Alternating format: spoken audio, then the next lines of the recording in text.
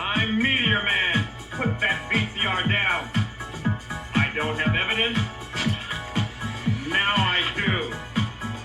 I am so excited about this next video we're going to talk about because this was one of my favorites as a kid.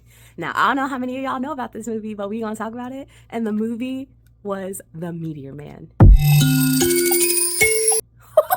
Y'all, oh my goodness, first of all, I was so happy that I found this movie because it is so hard to find. He was the first Black superhero that I knew about, and I am gonna start this off by saying this movie has still held up. I don't think Meteor Man will never not hold up. Like, oh my goodness, I was so happy just watching this movie. It brought back all the memories. I had honestly forgotten a lot about what this movie was about, but watching it, I just like the sense of community and just everyone coming together in that movie, and just kind of like the main lead, Jefferson Reed. Basically, if you've never heard of this movie, Jefferson Reed is a substitute teacher at a high school in Washington, D.C., where he basically lives in the hood. One night, he is out running away from this gang, and he ends up getting hit by a meteor.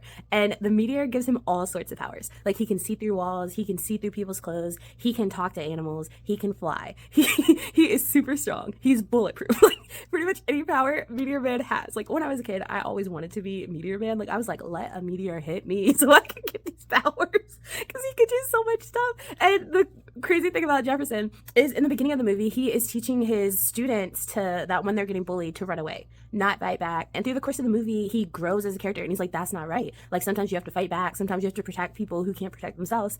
And that's what you see in that movie. Like, you see his whole character growth arc, and you see him become Meteor Man. I love me some Meteor Man. Like, I'm so happy right now. I just feel really filled, really. This was like a piece of my childhood that I'm so happy I got back, because I love me some Meteor Man.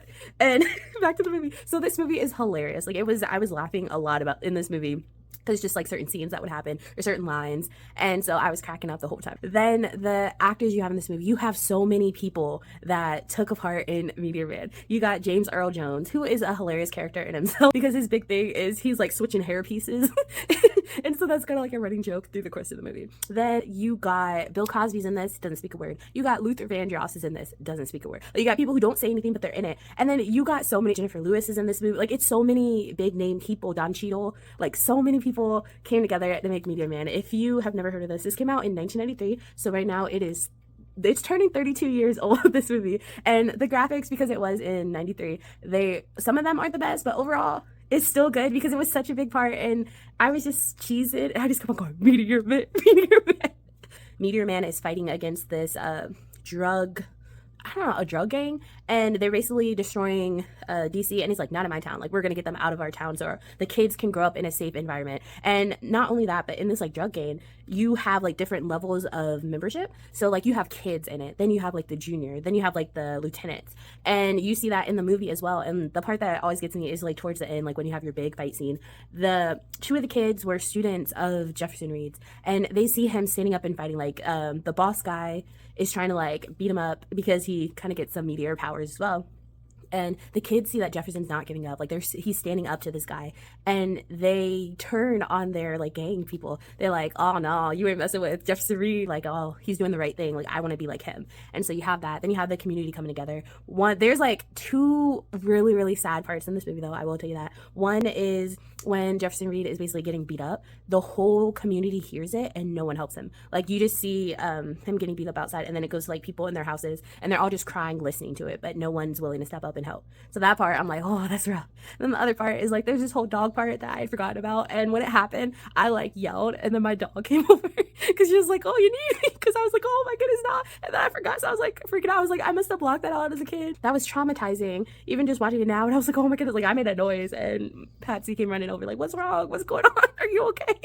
But yeah, that part too, I'm not gonna get into it because I was crying at that part, and I was like, I don't want to start crying on camera. I like how it ends too, because when all hope is gone, Jefferson is like losing his powers again, because basically he has to recharge his power. So if he uses too much of it, then he loses it and becomes like human and can get hurt. So he has to stop at a certain point. So when he's like about to lose, then out of nowhere more like gang members come, but from like different gangs, and they like, nah, you ain't messing with Jefferson, like, he's making our town. Like, it was like they came together. Like, this movie was unapologetically Black. The lesson, like, you know, you just got to stand up sometimes. You can't let people walk all over you. You need to stand up for yourself and for others, and just we got to rally together is the message that I get from this movie, and that's so real even today. But yes, I thoroughly enjoyed it. Like, I'm cheesing so much because I'm so happy. I love me some Meteor Man. This will honestly probably still be one of my favorite childhood movies, and it's such a classic too. Like, it's so good. It was my first black superhero movie that I'd ever seen, and it just holds such a big place in my heart, and I thoroughly enjoyed it. Like, there's so many good moments, so much that I'd remembered, so much I'd forgotten. So I really, really enjoyed watching it. It's held up. 2 thumbs up. Let me know if you have ever seen Meteor Man, if you've heard it, if you remember it. This has been another episode of Real Talk with Noelle.